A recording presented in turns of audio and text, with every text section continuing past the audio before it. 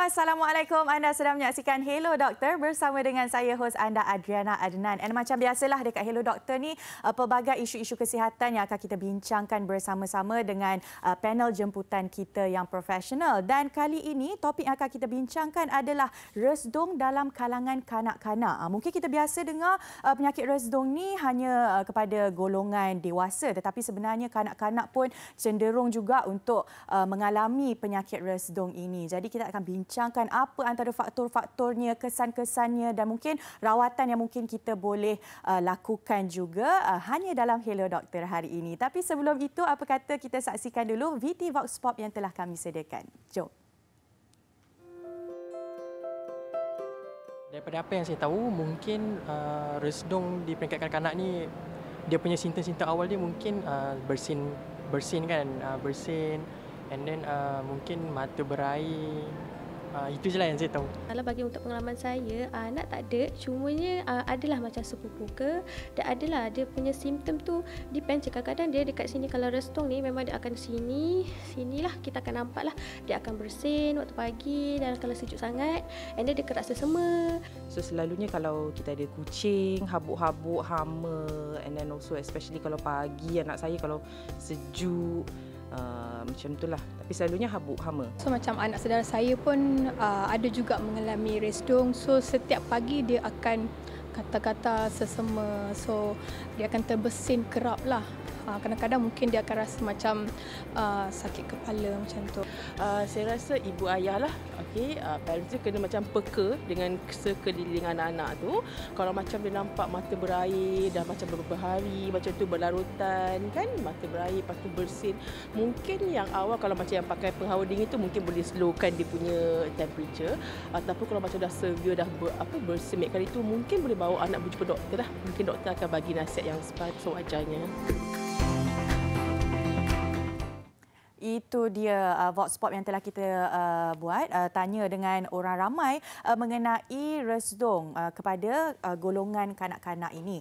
Jadi untuk membincangkan lebih mendalam mengenai resdung dalam kalangan kanak-kanak ini, saya bersama dengan Dr. Abdul Halim Shibgatullah, pakar telinga, hidung dan tekak Hospital Pakar An-Nur. Assalamualaikum Doktor. Salam. Sihat? Sihat, alhamdulillah. Alhamdulillah. Jadi topik yang kita akan bincangkan ni, saya pun jarang-jarang bertemu dengan kanak-kanak yang mengalami penyakit resdung, tapi sebenarnya ada ya doktor? Ya, ada. Memang kerap masalah ni. Okey. Jadi mungkin pertama sekali doktor boleh kongsikan anatomi hidung itu sendiri.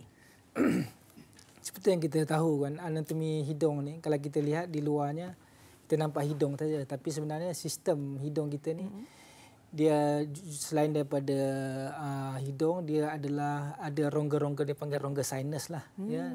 Pada dahi kita ada dia panggil frontal sinus, dekat bahagian pipi dia panggil maxillary sinus, dan juga dekat bahagian tepi hidung dan juga di bahagian belakang. Sinus ni maknanya rongga-rongga pada muka lah. Ya. Dia mempunyai banyak fungsi. Seperti kita tahu, sinus ni boleh membolehkan kita punya kepala kita rasa ringan, ya, walaupun tulang, tapi dia sebab ada rongga tu jadi rasa ringan juga. Selain daripada itu, dia memberikan keunikan suara kita tu sendiri. Sebab kita perasan suara kita tu memang unik. Salah satu sebabnya adalah kerana struktur sinus tu sendiri. Ya, dan dalam sistem hidung dengan rongga sinus ni pun seperti kita tahu, hidung ni ada banyak fungsi, bukan sekadar pernafasan, dia filter udara yang masuk, dia juga sebagai immune system yang bertindak kalau benda tu tak perlu, benda asing perlu dikeluarkan. Ya, dan juga ada sistem dia panggil mucociliary clearance lah, maknanya ada lapisan mucosa untuk yang mengeluarkan cecair dan juga mengeluarkan benda-benda yang tak sepatutnya ada dalam hidung kita. Selain daripada itu, udara yang masuk dalam hidung kita ni pun temperaturenya dikekalkan. Maknanya pada temperatur suhu badan kita 37 darjah Celsius, dengan adanya sebab hidung kita kaya dengan aliran darah lah. Jadi kat situlah suhu udara yang masuk dikekalkan dengan kaedah, dengan adanya struktur hidung tu sendiri. Mungkin ramai yang tak tahu mengenai golongan kanak-kanak yang mengalami penyakit resdung ni. Mungkin doktor boleh kongsikan statistik resdung dalam kalangan kanak-kanak ni bagaimana? Masalah resdung ni ataupun dari segi perubatan kita panggil allergic rhinitis lah, ya, istilah perubatan. Di kalangan masalah resdung ni dalam 20% daripada kanak-kanak. Ya. Cuma kadar keterukan ada yang mungkin sedikit saja, mungkin sesekali kena. Ataupun kalau yang teruk tu memang setiap harilah dia ada simptom tu juga. Masalah resdung ni lebih tinggi lagi di kalangan kanak-kanak yang mengidap asma. Ya. Sebabnya patofisiologi dia tu sama, yang ni berkait dengan hypersensitivity hidung kita terhadap apa-apa benda yang mungkin pada setengah orang dia tidak bahaya, tetapi because of kerana hypersensitivity itu menyebabkan simptom-simptom pada pesakit resdung tadilah. Simptom-simptom contohnya macam hidung sumbat, blok, berair, rasa gatal-gatal kat hidung, ya. Selain terbersin berkali-kali, ya. Selain daripada itu dia bukan saja kat hidung, kadang-kadang kena sampai gatal kat mata, kat telinga dan juga kat tekak. Faktor yang mungkin menyumbang kepada masalah ni apa, doktor? Faktor yang menyumbang ada banyak. Mungkin kerana faktor persekitaran, environment yang udara tercemar, ataupun kadang kanak-kanak zaman sekarang mungkin lebih lebih sensitif, hypersensitivity, ya, berbanding dengan mungkin kanak-kanak zaman dulu. Dia lebih banyak terdedah dengan environment, dengan terdedah pada kadang-kadang environment yang lebih lasak, ya. Jadi benda-benda itu kadang menyumbang juga kepada kuranglah masalah hypersensitivity itu. Bandingkan sekarang mungkin kita dah anak-anak mungkin kurang dah terdedah pada suasana udara yang bersih ke, kurang terdedah pada jarang main padang ke kan, kat luar ke. Jadi kadang menyumbang juga, jadi immune system dan jadi lebih sensitif lagi daripada kanak-kanak yang dulu. Okey, faham. Maksudnya bukan sahaja tentang udara tu bersih atau tidak, maksudnya mungkin kekerapan kanak-kanak tu aktif atau tidak pun boleh menyumbang juga. Ya, betul. Ya, kadang-kadang salah satu kaedah pencegahan saya selalu menasihatkan pesakit saya selalu menggalakkan exercise. Exercise pun boleh mengurangkan masalah alergi juga. Selain daripada itu, ada juga kajian mengatakan kalau suatu ketika dulu kanak-kanak kita ada banyak masalah cacing. Tapi sekarang dah masalah cacing dah tidak menjadi masalah. Tapi masalah alergik pula yang meningkat. Jadi ada kajian yang mengatakan mungkin cacing itu memberi kesan kesan kurang alergi pada seseorang tu. Kurang masalah, mana masalah alergi itu berkurangan kerana sebab adanya invasitas cacing tu. Maknanya saintis percaya benda tu ada kaitan jugalah. Tapi itu belum dijamin betul atau tidak lagi lah. Benda tu memang ada berdasarkan kajian juga.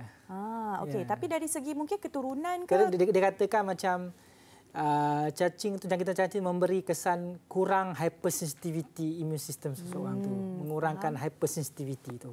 Faktor keturunan tu memang ya. Memang kita tahu kalau seseorang tu ada, kalau mak bapak dia atau salah seorang mempunyai masalah resdung ni, sensitif alergi, anak ni lebih prone untuk mendapat masalah ni lah. Tetapi masalah alergi ni kadang bila umur meningkat kadang dia boleh berkurang juga. Saya kalau pengalaman saya di hospital, kebanyakan pesakit alergi ni kadang ialah umur kanak-kanak, muda. Kalau dah umur dah muda, 40 lebih, 50 dah agak kurang. Tetapi kadang dah umur macam ni kita sibuk dengan sakit lain lah pula. Resdung tu macam mild sickness je. Bukan masalah utama dah kan. Mungkin masalah jantung, darah tinggi, kecemasan, stroke lagi lebih lebih merisaukan kan. Faham. Tapi kenapa resdung tu makin bila kita dah makin berusia makin berkurangan? Dia badan kita sebab macam saya sebut patofisiologi ataupun dia berkait dengan hypersensitive, respon lebih melampau immune system kita pada apa benda yang tak berbahaya pun tadi. Tetapi bila kita umur mungkin meningkat, the hypersensitivity tu dah semakin berkurang. Okey, dan macam dari segi kanak-kanak ni pula memang resdung tu sejak dari dulu kiranya memang mereka akan ada ataupun sejak lahir ataupun bila dah besar sikit? Biasanya kita nampak bila dah umur dia dah masa baby, masa boleh mungkin kita tak nampak. Sebabnya kita tahu simptom dia tadi adalah kerap hidung berair, sumbat, gatal-gatal hidung, selalu genyai-genyai hidung sebab dia rasa tak selesa kan. Dan juga terbersin. Kalau kita kadang-kadang kalau baby kecil kita pun tak perasan benda tu, tapi kadang-kadang bila mak bapak perhatikan, dia kata anak dia ni kadang hidung setiap pagi bersin, sesama berair walaupun kadang tak ada demam pun. Selalunya tak masalah alergi dia tak ada diikuti dengan demam lah, melainkan kalau seorang tu pesakit tu ada infection juga, ya. Jadi dia akan datang ke hospital lah beritahu masalah anak dia, ya. Jadi bila maknanya bukanlah immediately masalah tu 2-3 hari lah. Masalah tu mungkin berbulan, dah bertahun, berpanjangan dah. Betul. Okey doktor, sebenarnya kita ada soalan dari penonton kita di Facebook juga. Ini dari Syahril Yaakob. Dia bertanya, adakah thalassemia akan menyebabkan resdung pada kanak-kanak? Dan soalan yang kedua, adakah resdung juga akan menghasilkan dengkuran yang kuat ketika kanak-kanak tidur? Tapi kita simpan dulu soalan itu. Doktor boleh jawab sekejap lagi selepas kita berhenti rehat seketika. Kembali selepas ini hanya dalam Hello Doktor.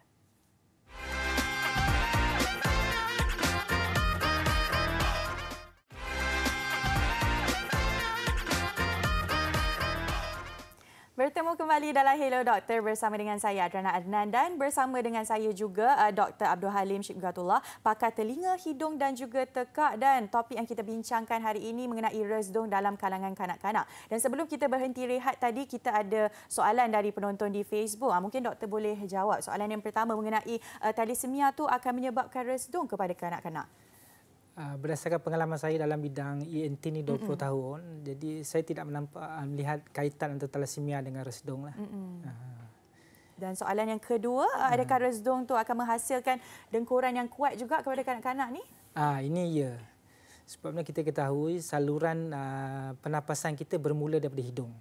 Bila masalah resdung ni, dia boleh menyebabkan sumbat hidung kerana bengkak struktur-struktur tertentu dalam hidung itulah, dan juga banyak mukus. Jadi ini menyebabkan udara yang masuk menjadi sempit dalam hidung dan juga menyebabkan dengkuran pada kanak-kanak tersebutlah.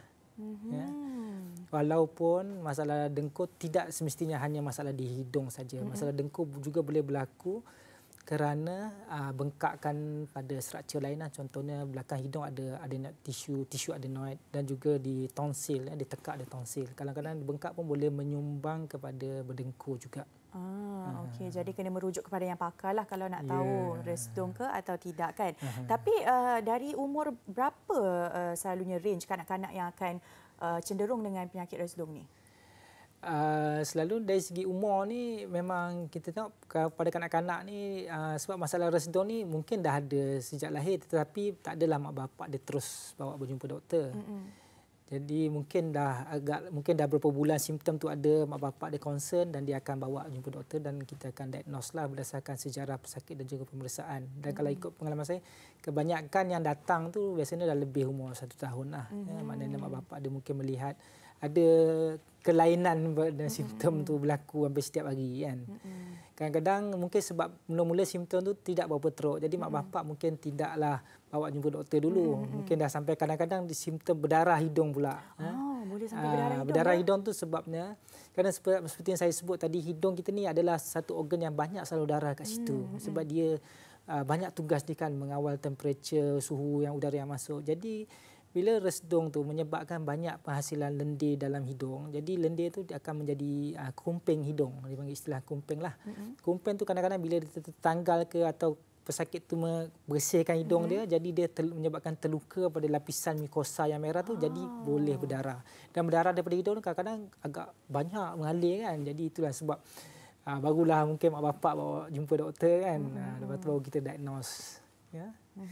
Okey, dan mungkin tanda-tanda awal lah ataupun yang mungkin ibu bapa boleh cek, ni tanda-tanda yang anak saya ni ada resdung. Apa tanda-tanda atau simptom awal yang mungkin ibu bapa boleh take note? Biasanya simptom yang paling common antara yang kerap adalah contohnya selalu hidung berair ataupun hidung blok, gatal-gatal kat hidung menyebabkan dia genyar-genyar hidung selalu kan.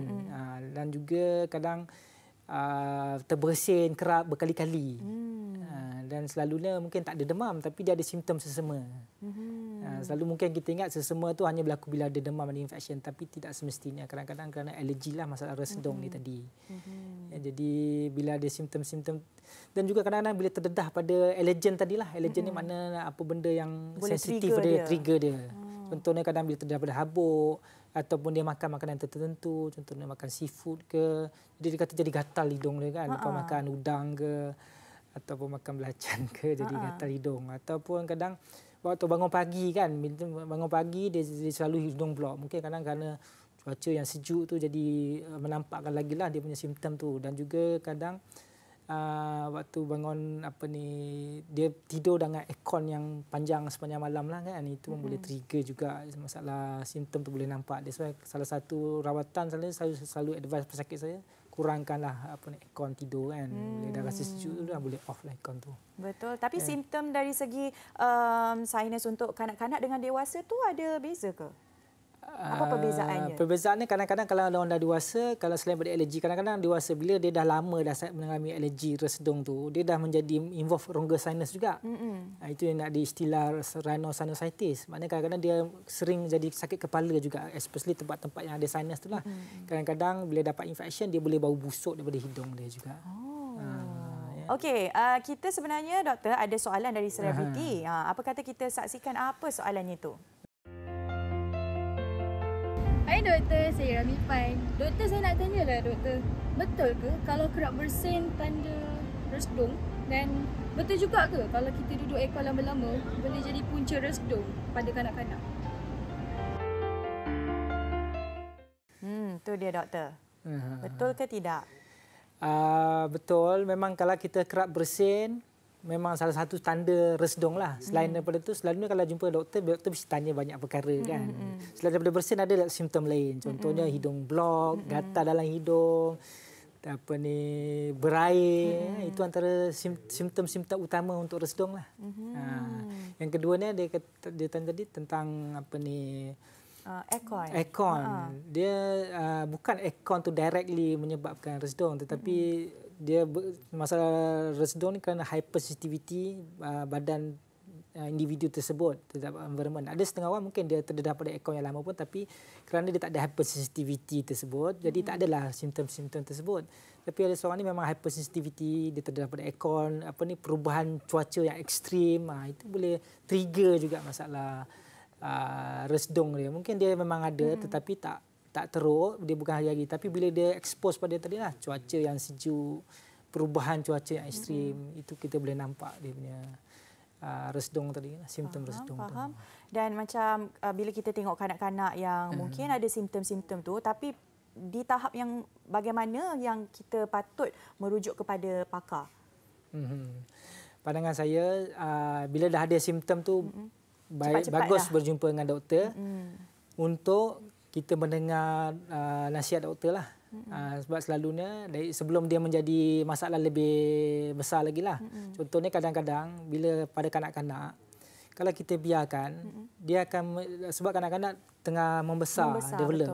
Bayangkan kalau dia banyak gosok hidung dia bila dia membesar. Ya, maknanya walaupun sakit resdung ni bukanlah kata penyakit yang boleh membawa maut. Tetapi dia memberi kesan kualiti kehidupan. Contohnya, dia selalu genyek hidung. Kadang-kadang bila development menyebabkan hidung agak kembangan, kan tak cantik kan. Ataupun kadang dia ada line yang kat sini hitam kan. Dia macam cellulite line. Dia sebab selalu gosok hidung. Ya. Selain daripada itu, kalau dia terbersin tempat awam pun agak rasa malu lah. Orang lain kurang selesa. Selain daripada itu, masalah ni juga kadang bila banyak mucus tu, dia boleh block saluran eustachian tube yang pergi ke telinga. Ya.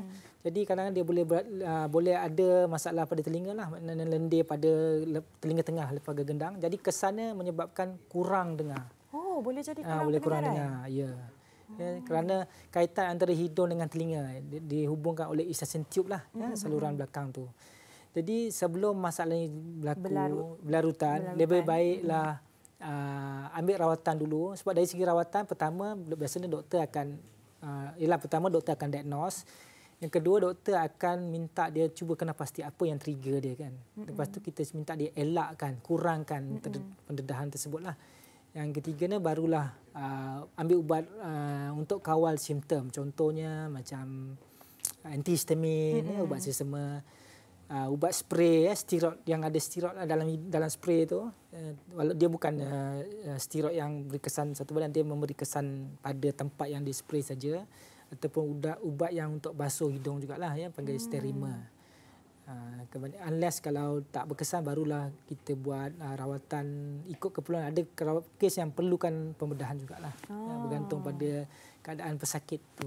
Ya, adakah macam struktur hidung seseorang tu pun menjadi punca juga, doktor?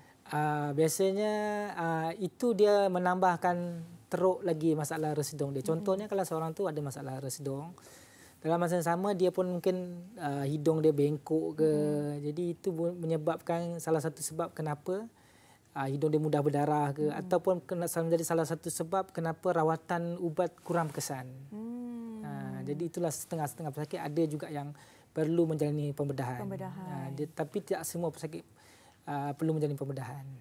Ya, ada pesakit yang kadang-kadang dia tak teruk, cukup dengan dia elakkan apa yang trigger aja. Ada setengah pesakit perlu sampai ambil ubatan. Betul. Oh, okey. Baiklah, banyak lagi sebenarnya soalan saya nak tanya dengan doktor ni.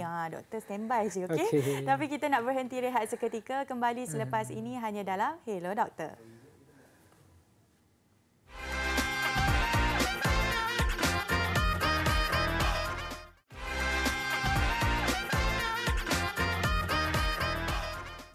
Kembali lagi dalam Hello Doktor, dan kita membincangkan topik mengenai resdung dalam kalangan kanak-kanak. Okey, doktor, soalan seterusnya ini saya nak tanya kesan kepada kanak-kanak yang mengalami penyakit resdung ni dalam jangka pendek dan juga jangka panjang. Dari segi jangka masa pendek, kesannya adalah seorang pesakit tu macam tidak selesa bila dia berada kat mana. Contohnya kalau kat kelas kan, contoh dia kerap terbersin. Jadi dia kadang-kadang bila nak belajar tu terganggu. Ya. Selain daripada itu, seperti yang saya sebut tadi, dia boleh menyebabkan kesan pada telinga juga. Ya, ada cecair pada telinga tengah, itu boleh menyebabkan kurang dengar. Bila kurang dengar, pembelajaran bermasalah bila pesakit itu mengalami kurang dengar. Memang itu antara salah satu kenapa ibu bapa bawa anak ke jumpa doktor, kerana dia perasan anak dia kata kurang dengar, macam bila panggil tak respon. Ya, jadi itu yang baru kita jumpa dia, kita tanya sejarah pesakit, barulah rupanya dia ada masalah resdung juga, ya, dan efek pada telinga. Kalau segi jangka masa panjang, ya, kalau seseorang pesakit tu selalu genye hidung dia, itu boleh menyebabkan development hidung tu tidak berapa cantik lah, ya, macam hidung dia kembang ke, dan juga ada kesan hitam kat situ. Ya. Selain daripada itu, kalau pesakit yang kerap hidung dia sumbat, dia kerap bernafas melalui mulut. Bila bernafas melalui mulut, udara tidak difilter. Sebenarnya the ideal adalah bernafas melalui hidung. Kalau bernafas melalui mulut, udara tidak filter, dia mudah mendapat masalah sakit tekak. Mudah dapat jangkitan kuman kat tekak, ya, dan juga tidur berdengkur juga tadilah. Seperti yang kita tahu, kalau tidur berdengkur ni boleh menyebabkan apnea lah. Apnea ni maknanya nafas terhenti masa tidur. Ya, nafas terhenti, tapi dia akan sedar balik, dia akan bernafas balik. Jadi itu menyebabkan kualiti tidur pesakit itu kurang baik. Dia akan siang mudah mengantuk, mudah sakit kepala, moody, kerana tidur dia tidak berkualiti, tidak lengkap lah, ya. Jadi selain itu menyebabkan masalah obstructive sleep apnea, ya. Masalah sleep apnea ni memberi kesan jangka masa panjang, contohnya mudah dapat darah tinggi, mudah dapat kencing manis, jantung dan stroke. Ya, maknanya mungkin mula nampak resdung je, tetapi kesan jangka panjang dia berkait-kait. Okey. Tapi doktor, macam dari segi mungkin ada ibu bapa dekat luar sana yang mungkin kurang peka ataupun belum berani lagi nak bawa anak mereka, rasa macam ini biasa ni kot, ni mungkin musim sekarang ni tengah sesama ke demam ke kan. Kalau mereka tak dapat rawatan yang segera, ada kesan yang buruk, yang komplikasi kepada kanak-kanak ni tak?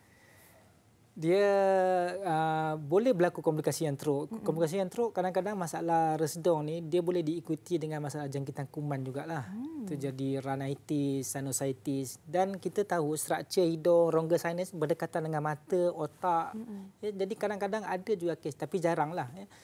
Dia dapat jangkitan sinus, kemudian pergi ke mata dan kemudian pergi ke otak pula. Ya, maknanya ada collection nanah dekat mata, dekat otak. Itu antara yang teruk lah. Ya. Boleh berlaku lah. Boleh berlaku. Walaupun jarang, tapi boleh berlaku.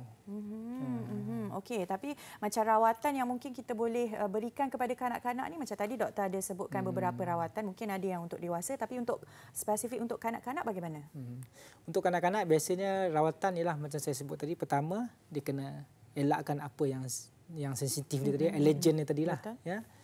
Ya, tapi kadang-kadang ialah dalam kehidupan kita ni tak mampu dah 100% kita nak elak kan. Kadang-kadang still, contohnya kita makan kan. Kalau kita makan seafood ke, takkan anak kita dia nak rasa juga dia nak kan. Rasa juga. Jadi dia kadang-kadang dia makan juga kan. Masalah lain pula nak kena calm them down pula. Ya. Yang keduanya adalah ubat-ubatan lah. Ubat-ubatan ni lebih pada mengawal simptom lah. Contohnya antihistamin untuk mengurangkan sesama gatal. Ya. Steroid nasal spray ya, untuk mengurangkan alergi dalam hidung lah. Itu boleh digunakan lah ya. Selain daripada itu ubat basuh hidung, Stearima, dia basuh macam air garam lah. Dia basuh dalam hidung tu supaya lendir tidak berkumpul. Ya. Selain daripada itu, dalam keadaan sekarang ni dia ada satu rawatan dipanggil imunoterapi. Tetapi kalau imunoterapi ni dia satu kaedah untuk modification immune system. Tetapi dia kena tahu dia alergi pada apa. Dia kena buat allergy test lah. Ya. Tetapi yang setakat ni teknologi yang sekarang dia boleh buat kalau dia alergi pada hama rumah tu. Maknanya dia akan memberi ubat bawah lidah selama untuk 2 hingga 3 tahun. Dia akan memberi apa dia alergi tu tapi bagi pada dos yang rendah kemudian ditingkatkan jadi menyebabkan immune system kita kurang sensitif pada perkara-perkara tadi tu allergen tu lah. Tetapi dilimitasinya cuma dari segi ni lah, maknanya dia tidak semua benda yang boleh lagi lah. Dia mana hanya beberapa allergen saja. Hama rumah. Ya. Yang keempat adalah macam surgery lah. Tapi surgery ni bukanlah untuk rawatan masalah yang terus baik untuk masalah resedung. Tetapi lebih pada contohnya kesar resedung menyebabkan hidung dia jadi sumbat, ya, struktur tu bengkak. Kita boleh buat prosedur yang untuk mengurangkan bengkak tadilah, supaya laluan hidung dia lebih selesa. Selain daripada itu, jika melibatkan sinus pun, sinusitis, kalau tak berkesan dengan ubat, kita boleh buat surgery juga. Betul. Okey, doktor, sebenarnya kita ada special report. Mungkin bagi mereka yang tak pernah melihat macam mana sebenarnya prosedur pembedahan resdung kanak-kanak ni kan, kita akan tunjukkan dalam VT ini.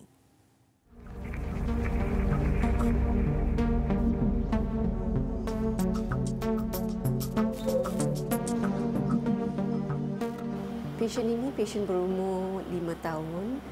Masalah dia masalah resdung. Apa tu masalah resdung? Dia ada masalah hidung sumbat, selesema, dia bersin banyak, suka gosok dia punya mata, hidung kerana it's quite itchy.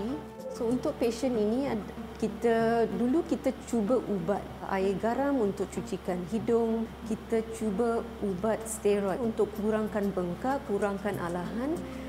Kalau itu pun masalah masih ada, then kita akan offer surgery.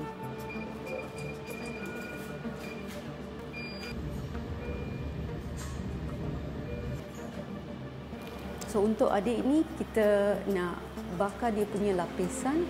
Nama prosedur ini submucosal diathermy. So dia bukan operation besar, dia minor operation. Prosedur ini melalui saluran hidung, kita tak buat potongan kat luar, kita guna teleskop, kita boleh tengok melalui TV apa yang kita buat. Lepas tu dengan alat yang untuk bakar, kita cucuk terbenit untuk beberapa saat saja, 3 tempat. So prosedur akan ambil masa 10-15 minit saja. Untuk 1 minggu, mak atau ayah kena cucikan hidung dengan air garam. Dengan pencucian ini akan kurang dalam masa 2-3 hari. Lepas tu 2 minggu nanti kita akan tengok kat klinik. Biasanya pemulihan cepatlah, 1 minggu tak boleh pergi sekolah. So untuk ibu bapa dengan anak-anak dengan masalah resdung, lebih baik tengok pakar ENT. Pakar ENT boleh pastikan ini masalah resdung saja atau komplikasi macam sinusitis atau air berkumpul di telinga tengah, middle ear fusion, dan kita boleh kasih ubat untuk anak anda supaya anak boleh lebih selesa.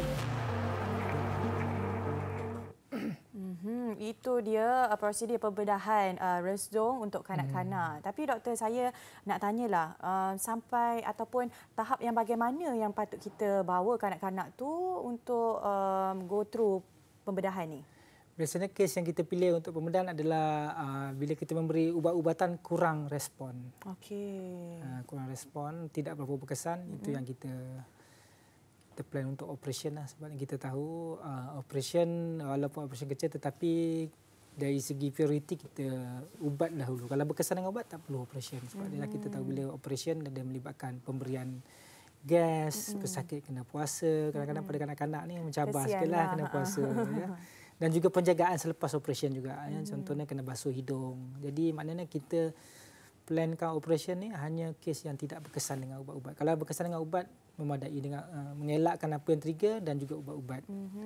Tapi probability untuk penyakit resdung tu sembuh ataupun mungkin akan boleh kembali lagi ke doktor?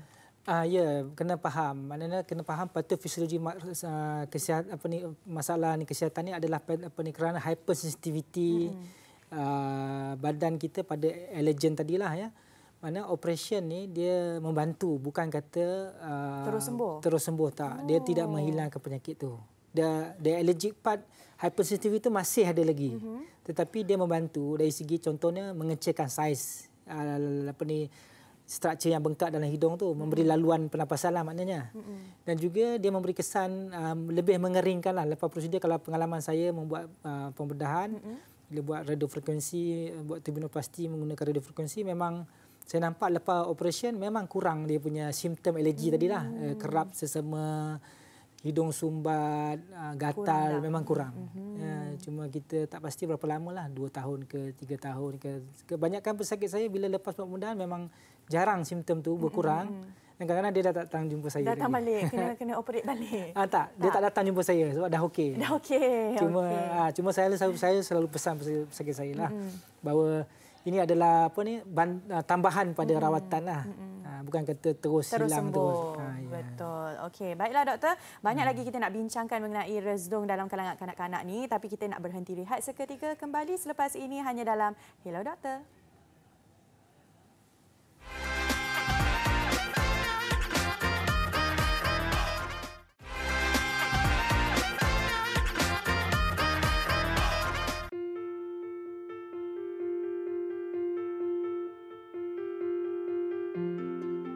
Betul ke resdung terjadi disebabkan ulat resdung?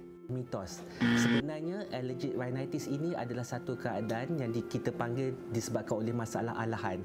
Jadi ada 2 faktor di sini. Pertama alahan hidung dan satu lagi adalah radang sinus. Jadi sebenarnya ulat resdung itu adalah mitos. Betul ke resdung berpunca daripada alahan? Ini adalah fakta. Resdung adalah disebabkan oleh alahan. Jadi alahan yang berlaku ini mungkin menyebabkan gejala-gejala resdung seperti berair hidung, gatal hidung dan mata, kerap bersin pada waktu pagi. Betul ke rawatan sedut asap lilin bagus untuk masalah resdung? Ini satu lagi mitos. Okey, rawatan yang sebenar adalah berjumpa doktor dan melibatkan 2 perkara, iaitu pencegahan dan juga rawatan perubatan di mana kita akan beri ubat spray hidung untuk membantu mengurangkan radang dan mengawal gejala-gejala resdung.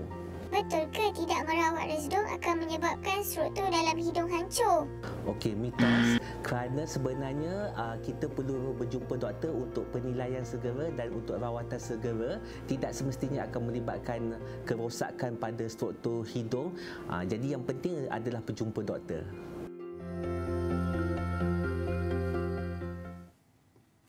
Itu dia fakta dan mitos untuk penyakit resdung ini. Baiklah doktor, seterusnya ini kita nak tanya juga mungkin untuk ibu bapa dekat luar sana yang ada kanak-kanak ataupun anak-anak mereka yang mengalami resdung, apa mungkin tips-tips yang mungkin doktor boleh berikan kepada ibu bapa ni untuk dalam menjaga mereka yang ada penyakit resdung ni?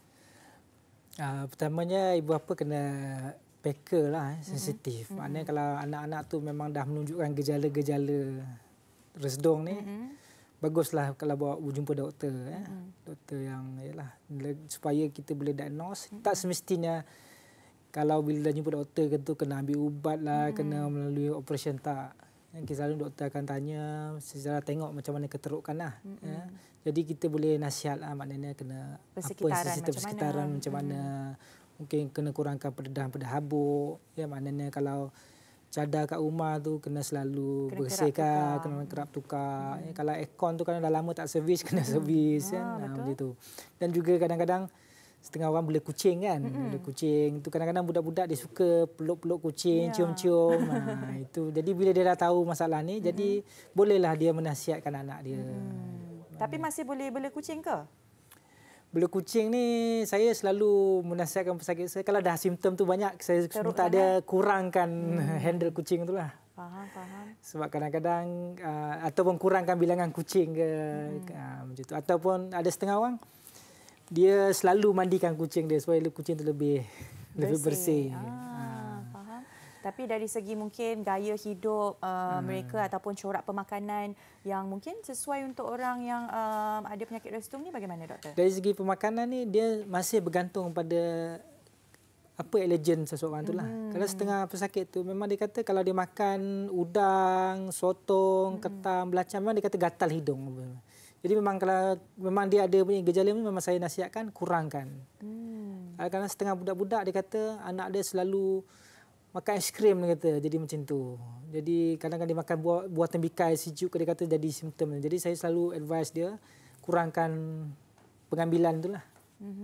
Jadi maknanya kita sebaiknya cuba elakkanlah kurangkan pendedahan pada allergen tadi. Ya, itu sebaiknya. Melainkan kalau simptom tu kerap hampir setiap hari, baru kita start ubat. Start ubat tadi ya. Sama ada ambil ubat sesama antihistamin, ubat steroid spray dan juga yang basuh hidung lah. Ya, untuk macam Sterimar tadi untuk basuh hidung. Okey. Ya, ada juga? Ada juga kadang-kadang pesakit tu datang dia ada infection juga. Kalau ada infection, kalau bacterial infection mungkin saya akan start antibiotik dulu lah pada pesakit mungkin seminggu antibiotik. Ya. Kadang-kadang dia ada masalah telinga juga. Jadi kita akan tambah lagi ubat dia lah ya, untuk masalah telinga tengah tadi.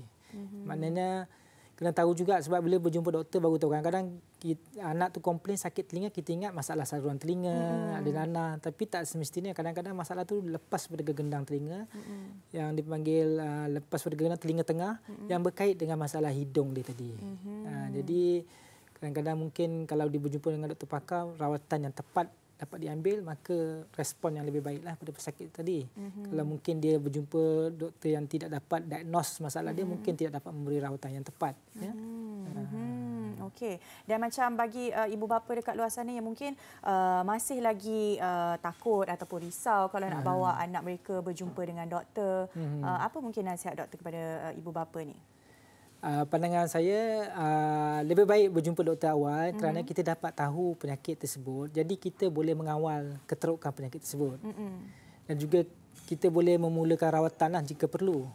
Kalau kita bawa dah lambat, contohnya dah ada masalah kurang pendengaran ataupun kadang hidung dia dah hampir sumbat sepenuhnya.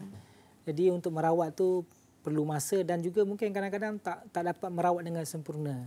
Jadi saya selalu contohnya macam kalau seseorang pesakit tu dah hidung dia dah sumbat untuk satu jangka masa lama, selalu genyai hidung, mungkin hidung dia agak nampak kembang kan? Merah. Ataupun dia banyak bernapas melalui mulut, mungkin dia punya bentuk configuration dia punya mulut tu banyak macam seolah orang yang banyak bernapas melalui mulut lah, dia panggil mouth breather. Jadi tidak begitu cantik lah nampak ni kan. Jadi itu kadang-kadang ada perubahan tu yang dah tak boleh reverse balik dah. Jadi mungkin nasihat doktor lah kepada orang dekat luar sana, ibu bapa ataupun kanak-kanak dekat luar sana yang mungkin sedang menyaksikan ini, apa nasihat doktor boleh berikan kepada mereka? Nasihat saya kalau ada anak-anak sudah ada simptom macam ni, bawalah berjumpa doktor. Jadi tak perlu rasa takut. Kerana kes masalah residua ni memang common lah ya sekarang ni, dan situasi seperti saya sebut lagi dalam 20%.